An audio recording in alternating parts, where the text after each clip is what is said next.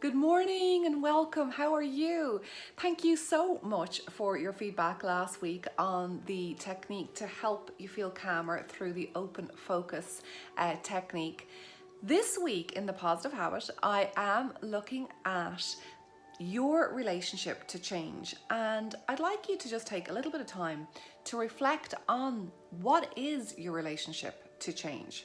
Because it is something that we all struggle with as human beings. We can feel anxious, nervous, excited, and within the body, the idea of the feelings of excitement and anxiety are very interlinked. They feel exactly the same.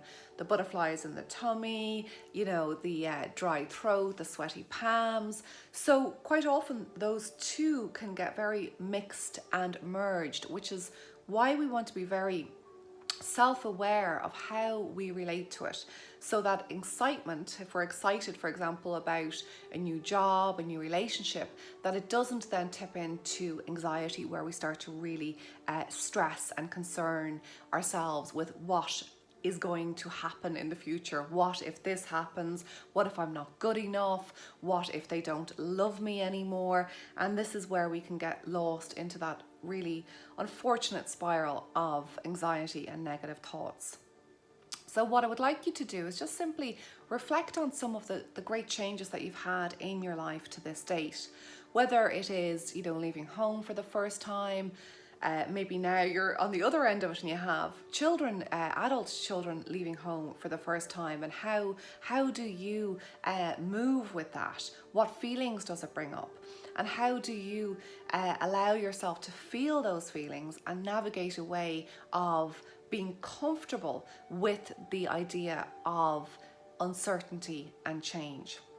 Then next week I'll look at specifically helping you to come up with some ideas to particularly help you to feel calm and to know that I think what's so important with any form of stress or anxiety is to know that you have it within you to be able to cope no matter what happens. I think that's just such an incredibly important resilience skill, is to know that you have it within yourself to be able to cope with any change. And what's quite interesting as well is that when we think of change, quite often we think, oh my God, it's a negative thing, that something bad is happening, and that's when it's going to be hard for me. But even with positive change, that can bring up all sorts of predicted emotions that we thought might not have been there, in terms of self-doubt, imposter syndrome, etc. So this week, focus on your relationship to change, because September is a month where lots of change happens.